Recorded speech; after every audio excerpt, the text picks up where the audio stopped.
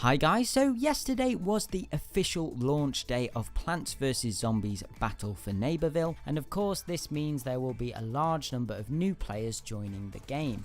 With this in mind, in today's video I have put together 10 tips that will help you to get the best out of your first experience with the game.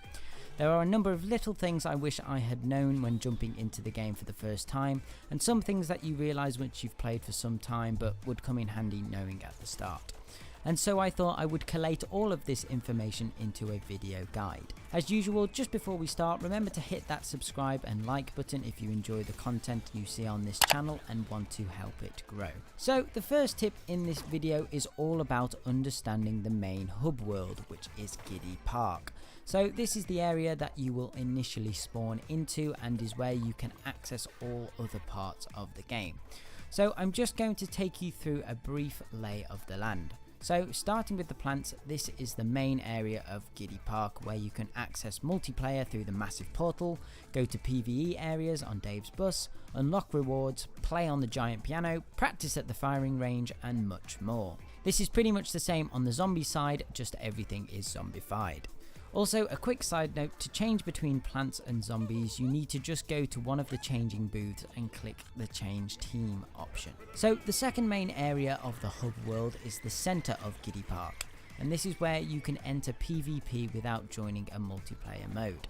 So in the center of Guinea Park you will find players from the other team and you can battle it out for as long as you like.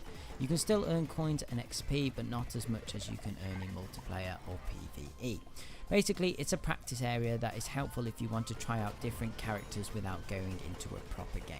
So you may be thinking, well, it's all good and well you showing us each area of Guinea Park, but how do we actually get there? Well, this is where tip number 2 comes in. On the floor right next to where you spawn into Guinea Park, there is a platform with a question mark on it. So when you stand on this platform, a load of useful information pops up on the screen, and it shows you exactly where everything is and what they are called. So if you ever get lost, you can stand on this and find your way. So one final tip relating to navigation is where to promote your characters. So each character in the game can be leveled up 10 times before they can get promoted, and there are 5 ranks they can be promoted to.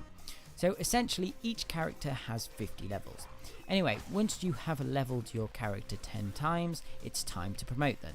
So I know I mentioned the question mark that tells you where everything is, but when I went to do this the first time I still had trouble even with the question mark platform. So on the plant side, if you are facing the main Lawn of Doom banner, turn left and walk off the side, then turn left again, head up these stairs, turn left one more time and again, and here is where you can promote your characters. On the zombie side it's exactly the same, left, left, left and left again. On to tip number 4. So there are a variety of different modes you can play in Battle for Neighborville, but one that you should be most aware of is the PvE regions. So from Guinea Park you can speak to some of the characters around that will take you to one of the many PvE regions. So let's take Town Centre as an example. In these areas there are a ton of quests you can complete and items for you to find. These areas are also the best for earning in-game currency, particularly coins which can be spent in Guinea Park.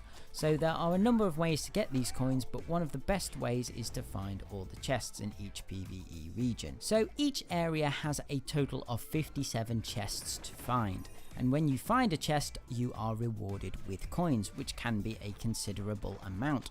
So this is a great way to earn currency initially.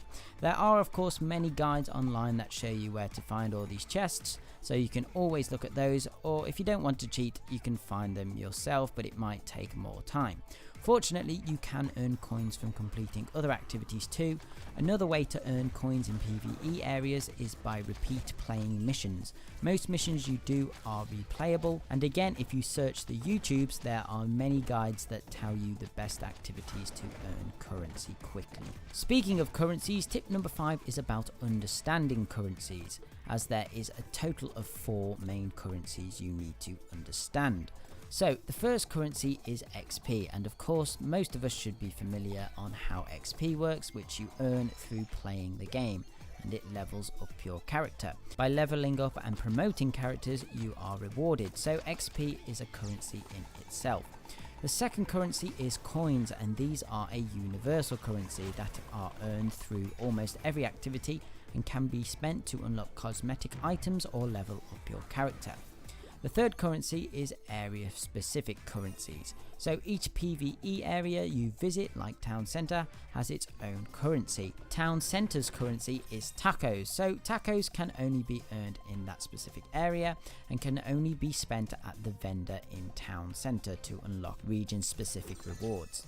Finally, we have prize bulbs, which are earned through a number of ways, and I'll explain that in the next tip. But this currency is used to earn rewards on the prize map, which is Battle for Neighborville's free battle pass. Now, as I just mentioned, one of the in-game currencies are prize bulbs, which are used to earn prize map rewards.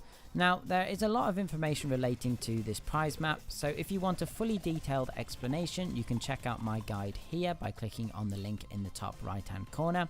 But today I am just going to give you a basic understanding of it. So firstly, to access the prize map, you have to go to Wingding, who is a vendor in Guinea Park. This is where you can view the prize map. Unlike most battle passes, the prize map is not a linear system, it actually has different routes, so you can actually choose which reward you want to unlock. Initially you don't have this option, but after you have unlocked the first 3 rewards, you will have options. If you unlock all prizes on the map, you also get an additional prize, which is the Super Scarab skin. To unlock prizes, you need to earn prize bulbs, and there are 2 primary ways of earning them. The first way is by earning XP. So if you go to your main character menu, so the menu you bring up to pause the game, you will see this XP bar. And basically what this is telling you is that you need to earn a certain amount of XP before you are awarded a prize bulb. Now this XP can be earned by any character, plant or zombie, and even characters who are at max level. The second way and the most efficient way to earn prize bulbs is by completing challenges that can be found in the challenges menu tab. There are a number of different challenges that I explained in my other video, but the 3 types of challenges you need to be aware of are weekly challenges that can only be completed in the weekly event mode, so this week it is Rando Ops.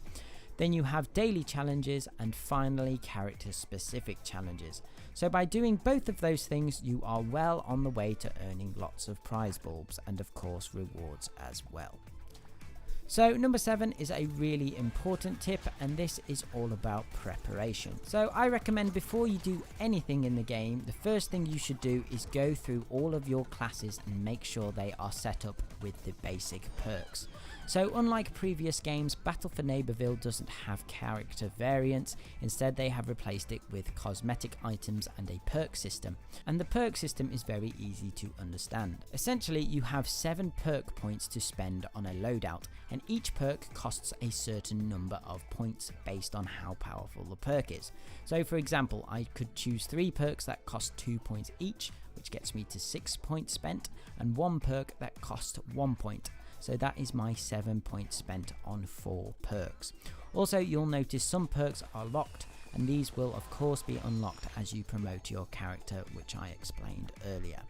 Nevertheless, make setting up your classes a priority so you are never going into a game at an unnecessary disadvantage. Speaking of going into games, the next tip is relating to matchmaking, and it's actually something I hope the developers are going to address in the future. Now initially when you are going into matchmaking, you may assume that if you try to join a game of Team Vanquish as a plant for example, you would be put onto the plant's team, or if you were a zombie and you click to go into Graveyard Ops, you would be put on the zombies team.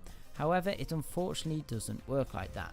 You just get put into a game as quickly as possible, but on either team. I can understand why they did this as it reduces joining times, but at the same time I would like to choose which team I am going to be put on, especially if you want to level up a certain character for example. However, there is one way around this, and this is where tip number 9 comes in, and this is about switching teams. So once you join a game, you will be greeted with the loadout menu where you can pick your character. However, you will notice along the bottom there is a switch teams button. So if you join at the start of a game, it can work in the middle of the game, but it's less likely. And if you quickly hit the switch team button, you have a chance to join the team you wanted to be on. The final tip is about a character, and it's a character you've probably heard about even if you haven't played the game yet, and that is Nightcap. So Nightcap is a small mushroom on the plant side who has incredible speed, the power to go invisible, and use a very powerful ability called Fung Fu that can take down enemies very quickly. Initially, when the Founders Edition of the game was available, Nightcap was causing havoc for a lot of players, but since she has had a bit of a nerf in one of the balance updates, and there are a number of zombie characters that have abilities that can counter Nightcap, however, she is still a character you need to be aware of. Anyway guys, that's about it for this video. I hope you found it useful, especially if you are completely new to the game. Let me know in the comments if there are any other tips you would recommend for new players, or feel free to ask any questions if you are unsure. I will try my best to answer them. Other than that guys, remember to subscribe, and I shall see you in the next one. Okay, thanks guys, bye.